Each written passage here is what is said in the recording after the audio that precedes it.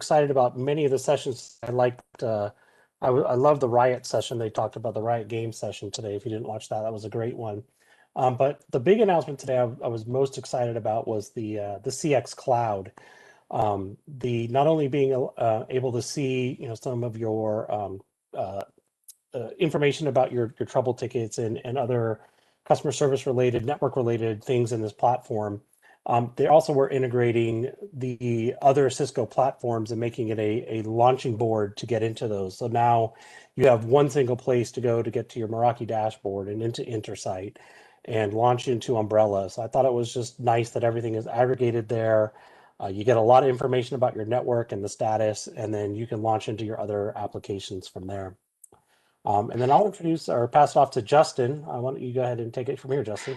Hey, real quick, Paul. I'm just going to kind of recap what I said because the live stream didn't come up quite on time. So I'm just going to just throw back to what I said to the viewers, just hear what they might have missed. But first off, Cisco Plus, as I said before, but Cisco Plus, big announcement, just Cisco's commitment to start to transition our portfolio to as a service offering or network as a service. So giving people the opportunity to consume our products as they wish. And then the second big one that I wanted to highlight, which I'm pretty excited about, is our cool integrations that we're doing with our acquisition of Thousand Eyes. So integrating the Thousand Eyes client directly on the Cat 9K and a future shipping of code, which will be out shortly. It'll actually be running on your Catalyst 9K switches. And then also integrating Thousand Eyes directly into AppD so you could correlate network performance to application performance and visually be able to see where the problem is. So I'll flip it back over to Justin now so he can tell you what he thought was pretty cool today for the announcements. Yeah, the one thing that I got really excited about was actually the passwordless option with Duo. The idea here is that we don't have to keep track of passwords anymore. Anything that's federated within Duo can actually just authenticate right from your biometric device on your Apple MacBook or even with Microsoft services. So, I mean, this is kind of a game changer for everybody. And with Duo, the idea of going passwordless is dauntless for most organizations. But with Duo, we can make it happen pretty seamlessly right off the bat. So that's something that I'm looking forward to. Looks like we could have that coming out for customer trials as early as early summer, June to July. So looking forward to that one. And I'll hand it off to Charles, our security guru, to take us from there. Like, tell us all the great, cool stuff that we announced today and just things in general from Cisco. Hey, Charles, before you take it off, also, Sure. looks like we have about 25 people on the live stream right now, so we're super excited to have you guys here. We are looking for great questions. The great questions could win you some cool Cisco swag. No one's posted a question yet, so good chances right now if anyone can throw some questions up there. So, Charles, I wanted to get that out before I kick it back over to you. Sorry to interrupt you. Oh, no problem. Thanks, Matt. Thanks, Justin. So, me being on the security side, similar to Justin, passwordless is going to be huge for us, and I think that was an awesome announcement. They're, just not having to deal with different factors, different things on you, and having the ability to use something like biometrics. That's the future, right? And it's absolutely critical. The other things that I thought was really cool from an announcement standpoint is around our SASE offerings. We've heavily talked about what SASE looks like from Cisco's architecture standpoint. There are a lot of different areas on the security side, whether it be firewall, secure web gateway, CASB, DNS security, road access, and then also from the networking side of things, mainly SD-WAN being a huge part of this. And one of the announcements that I was really excited about is having all of this together in a bundle and be available as a single subscription service for our customers. We understand that SASE is obviously not a black box, but at the same time, having a single simplified subscription is going to be so key for a lot of our customers. And I think that was one of the huge announcements that's going to benefit, especially as you move into this SASE, but also zero trust journey. And so zero trust is also heavily a part of this SASE architecture. So I think that was critical for me. And then just to kind of sprinkle in a few other things related to SASE as well as Zero Trust, especially for tomorrow. There are some really cool sessions happening in the Secure Enterprise channel. But I think just to kind of give you a little bit of a sprinkling or a tidbit here, VPN as a service is also going to be coming. Remote browser isolation. Those things are going to be really, really cool to round out a lot of that SASE story. So really look forward to tomorrow as well. And then Alex. Hey, thank you, Charles. Hello, team. This is Alex, the Meraki technical specialist. What I loved this morning, first, I was very proud to hear our leaders sharing how Cisco really helps with the national vaccine rollout, leveraging some of our healthcare customers are leveraging our sensors, humidity, temperature, and cameras to secure the transport and the access to those vaccines. I don't know if you've seen the demo, but we were actually be able to have cameras not bigger than these ones detecting a human being opening a door on a fridge and receiving alerts in real time with an integration with WebEx, etc. So being part of that, I felt kind of really proud to see that this innovation is really bringing more and more use case for our customers. And the second one, Charles, I 100% agree with you. And this is something that we've been working together as a company, Cisco, traditional Cisco and Cisco Meraki, is the SASE story. And I personally hate that name, okay? SASE, do you remember a year ago, no one knew how to pronounce SASE? Was it SAS, SASE, SASE? But this is, despite the fact that I don't like the name, this is truly a big architectural shift. This is the biggest disruption we had in the networking and security pieces at the edge for over the past decade. So we can dig in later on the SASE and how this integrates together, but having this single cloud platform that enforces security and network at the edge, this is huge. This is huge. Yeah, Alex, I watched the demo of how easy it is to set up the connector in the Meraki dashboard.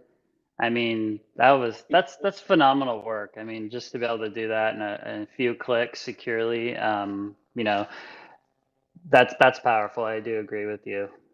Definitely something customers are asking for. Mind-blowing. Being able to integrate the Meraki SD-WAN fabric in just a couple of clicks from the dashboard to the umbrella SIG. I mean, it was what, Matt? 5 clicks? Yeah, something like that. Yeah, you had a primary data center, a secondary data center, the auto VPN tunnels, build the tunnels immediately back to the SIG. It was very, very impressive. And the idea is that this will work with Viptela, with Meraki. The SIG will become this orchestrator and single point of security and network enforcement.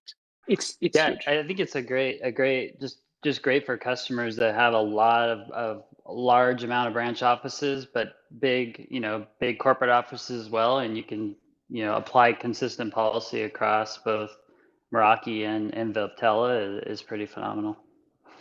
And also consume this architecture, this network and security service as pay as you go or pay as you grow, as you want to call it, because that's literally having a single pane of glass where you can manage that security and just pay for what you use. It's extremely huge. And I think we can touch base on something on top of it, which is all the analytics part, right, Matt? Yeah, I actually missed the session you're talking about with the camera and the recognizing someone opening a door. I'd be curious. I mean, one thing I do know about our MV solution, our camera solution, is it's more of just an all-around sensor that we've just tapping into the capabilities, right? I think that's the power of the cloud and being cloud managed and being able to utilize different services like machine learning or analytics to identify objects and emotions and behaviors and other things in the video, which is it's going to be exciting to see what customers actually do to change their business with that sort of technology. I have some customers that have heavily adopted the MV, and it's gonna seeing stuff like that is very encouraging to bring that story to them. It's always nice to bring new stuff to people. It gets people fired up, like you were dancing today after you saw the Meraki session. So You mean dancing, singing? It was very impressive, and having all these pieces tied together and know exactly where the applications are flowing, have the end-to-end visibility from an application perspective. I think that's really the end goal here. It's always great when everything works well, but when things arise, it's good to understand where the problems are, what is the root cause, how to resolve it as fast as possible, and that SASE architecture will give us that. I mean, I feel that there was some interesting sort of seeding for what's next, right? There's a new SASE offer that is coming up. I'm super excited to see what that looks like. yeah, for sure. Yeah, I have to say, Alex, I was really impressed. I think it was during the keynote where they showed that with the vaccinations, with the camera. Noticed that the guy was the authorized person taking out the vaccines, but then they also were using the temperature sensors to make sure everything was kept at the correct temperatures. And it was a really great real world example of how the technology is really helping to solve prominent problems in the world today. Absolutely, Paul. 100% agree. And although we already had this, let's say, human detection capabilities in our cameras, now we have sensors, humidity sensors. We have sensors when you open or close doors. And it's funny to see all these little pieces of innovation that are coming together to resolve more and more use case, end-to-end use case. That was really, really, really cool today.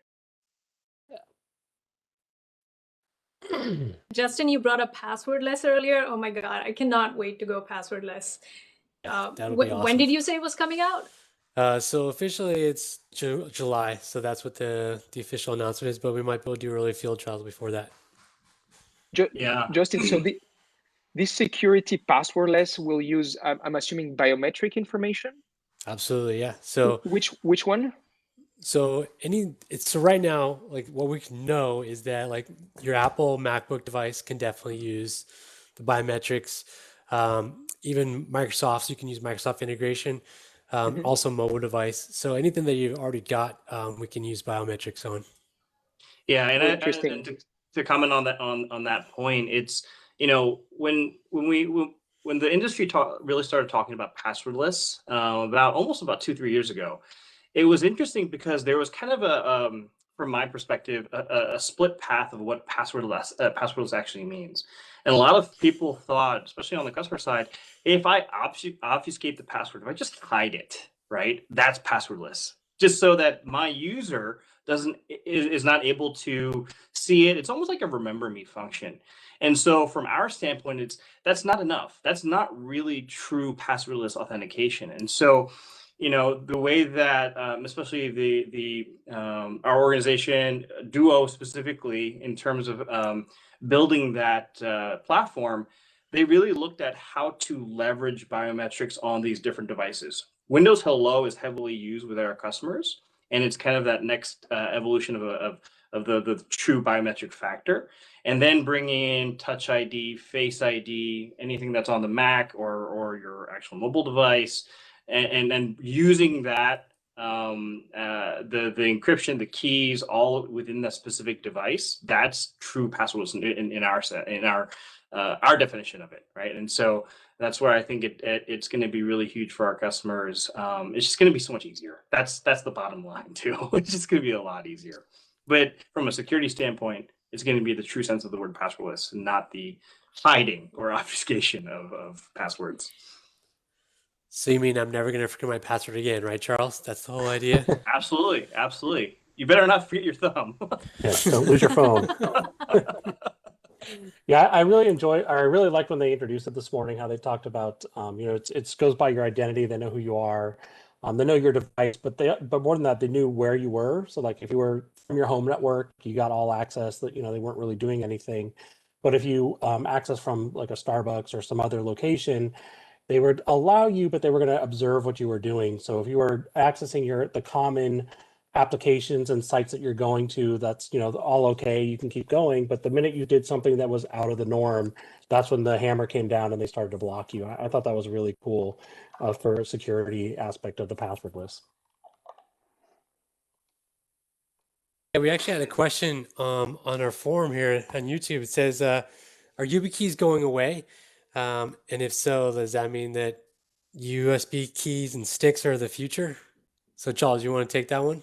Yeah, so YubiKeys won't necessarily go away. There's always going to be a use case for it, and there's always going to be an element of familiarity to them. It's going to be a little bit easier to use some of that in, let's say, for example, clean desk scenarios. I personally have a lot of customers that still use YubiKeys, different fobs, key fobs, especially in regulated or some sort of compliancy. That's still going to be there. But again, what we're trying to do with Passwordless is give another element in terms of a factor and being able to really simplify that user experience. Duo in itself is really easy. Just using a push or just using a passcode is really simple in itself. But then now leveraging something that's more unique, as well as, really kind of like you said, Justin, I don't know if a lot of people don't remember their passwords. AD passwords always have to be reset or something like that. It's always kind of a hassle in that sense. But really doing it correctly through biometrics, that's going to be key. But no, and I recognize that question was from Kyle. So Kyle, thanks for joining. Sorry to interrupt you. Just got excited when I said it's actually his. It's actually a Cisco ID because I recognized it. So welcome, Kyle. Does that mean that I cannot put 1, 2, 3, 4, 5, 6, 7, 8 as password anymore? Oh, I hope you're not doing that. Oh no. Oh man! Awesome. It also means that my password never expires either, so I don't have to worry about changing it every 90 days, right? Yeah, we had a question too early on about integrations between ICE, Meraki, and the Cat9K. So obviously the Cat9K and ICE integrate, but Alex, maybe if you could do a quick minute or less on just Meraki integration with ICE and what that looks like today. Yeah, absolutely. So ICE is a NAC appliance. It's an authentication point for your network to authenticate users connecting either to wired or wireless. And ICE works with a very famous standard called the Radius, and any Meraki device, regardless if it's an access point or a switch, supports Radius. So you can authenticate your wireless and wired users with Meraki using your ICE policies.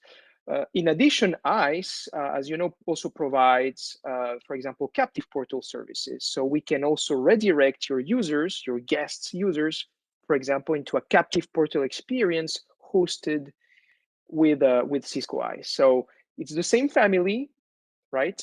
Our switches and access point integrate perfectly well with ICE as well. Yeah, for authentication, accounting, maybe you want to do change of authorization, COA. All this is supported with ICE and Meraki switches and access points. Awesome. Thanks, Alf. Oh, you got to share something with our audience today about how they can win some prizes? Definitely. Matt, go ahead and post that link. So we've put together a Kahoot quiz for everyone today, kind of covering some of the topics that were covered today during Cisco Live Day 1. So the quiz will be open for about 24 hours, and it should be a fun little quiz. And do your best. We definitely have some prizes available for this contest as well. But please put your username in there so that we can identify who you are afterwards, and we'll reach out. We just need to be able to identify who the winner is at the end of the quiz, and then one of us will be reaching out to let you know you won. So enjoy the quiz. Awesome. And Matt, earlier on, you had mentioned Cisco Plus, and I'll be honest, it went real fast for me. It went by in a flash. So can you tell us what exactly is Cisco Plus and why should our customers care? Yeah, so we announced today Cisco Plus, which is a commitment from Cisco to transition most of our portfolio to as a service offering, so ability to consume it as a service, so network as a service. I know that the SASE packaging is one of the first, along with the data center offerings, but it's our commitment to just give our customers flexibility to consume our products the way that they wish to consume them. And, you know, in transition to some more of that cloud consumption model, it's pretty fascinating to think of traditionally for a hardware-based company, as though we have many SaaS offerings now that you can see, but really to start that transition is a really, and I think that the industry and our customers are asking for it as well. So giving them the flexibility to consume it how they need to consume it. There's a lot there. There's a press release. I'll actually post the press release here in this chat, the link to it, so that everyone can read about it more, so they better understand it. Awesome. And then Charles and Alex, do you guys want to seed anything for the audience for day 2? Yeah, for sure. As we talked, as I kind of early on mentioned, there's going to be a lot of new features, functionality that we're expanding on in the Umbrella platform that really rounds out a lot of the SASE story. So, you know, things that come to mind is like VPN as a service, remote browser isolation. Those things are going to start being added to Umbrella, as well as improvements to the existing infrastructure and the existing platform.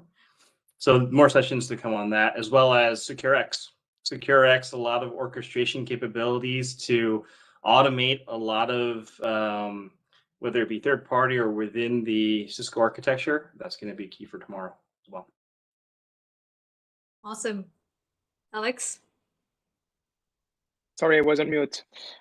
Yeah, so I think we're going to have another session with SASE tomorrow, and how basically the networking is being disrupted now with COVID. People are working from home, so we're going to have sessions on how this architectural shift is happening in terms of usage, and how you can automate and operate your networks better and faster. You know, the Meraki way, simply, efficiently. That's our business. Sweet. I'm certainly looking forward to tomorrow, guys. So let's see. I think we covered a couple of topics today. Is there anything else that you guys wanted to go over that we didn't quite hit?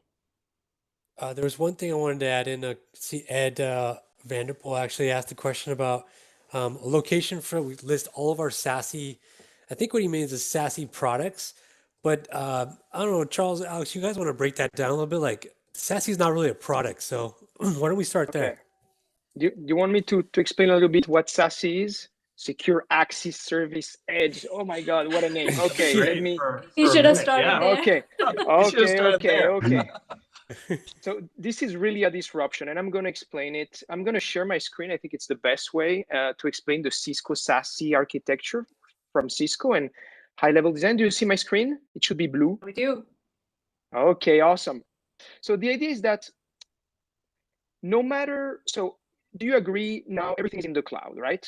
Okay. We're shifting more to cloud applications. And by cloud, we need to remind that it can be private cloud, public cloud, hybrid cloud. But the important thing is today we have customers have distributed networks. We have, and no matter where you are, if you're a teleworker, if you're a campus, if you're a branch, no matter if you're using Meraki or Viptela, the idea is that we need to send back all this traffic to the SaaS applications.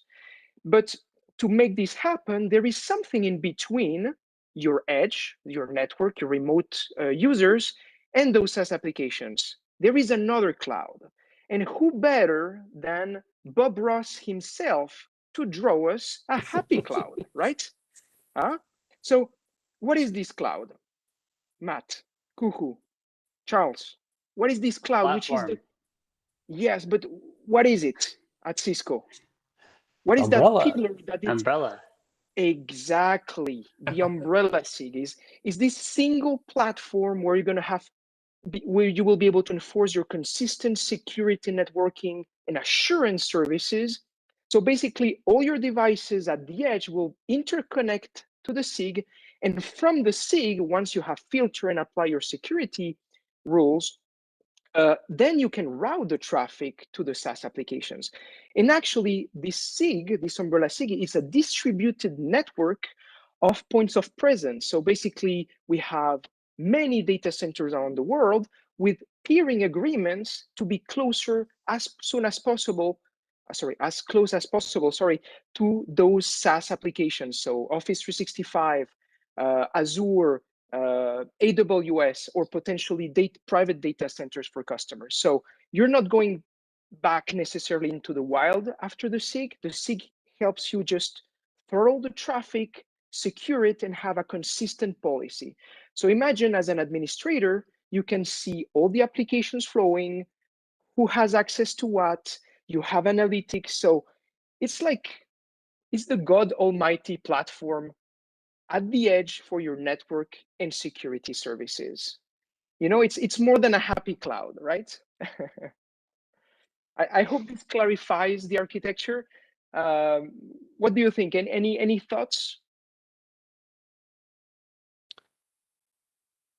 I thought that was a great explanation. Thanks, Alex, and definitely hoping that everyone has a lot of happy clouds out there.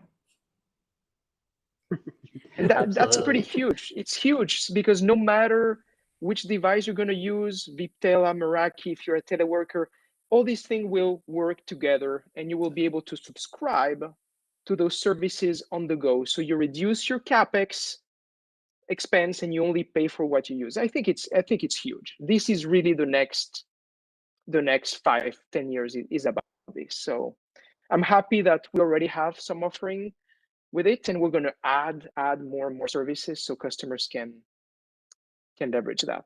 And Ed says thanks. That helps, Alex. oh, okay. Bob Ross always helps, always. Oh, you're welcome. Yeah, I'll give one last plug. If you guys see on our stream, it says via Cisco WebEx. So just a plug for tomorrow. We're going to be talking about collab and all the great things we're doing on the WebEx platform. But we are using the WebEx to stream to YouTube currently. So pretty cool thing that we'll highlight some more tomorrow. But wanted to give that to you guys that we're leveraging Cisco to actually power this as well now. So WebEx is getting a lot of new features, and streaming to YouTube is pretty cool that we can do as well for these events. So definitely subscribe to our channel. We're going to be doing more of these and more content, more videos. We only scratched the surface of all the stuff today, so we're going to get our arms around it, record some videos, short videos, demos, things like that, and we'll make sure to post them here. So definitely subscribe so you guys can stay up to date, because there's definitely a lot to consume. It's pretty exciting when you get all this new stuff to talk to our customers about. It's definitely got me excited for sure. I appreciate everyone's time. Awesome. Thank you, everyone who joined today. Thank you to the SE panel for the awesome discussion. So everyone, do check out the quiz. As you know, there's some prizes to be won. And don't forget to tune into Cisco Live tomorrow, as well as for an after hours debrief with us tomorrow, same time, same place. Thank you, and have a good rest of your day. Thanks, guys. Thanks. Everyone. Everybody. Everybody. Thank you, audience. Thank you. Bye.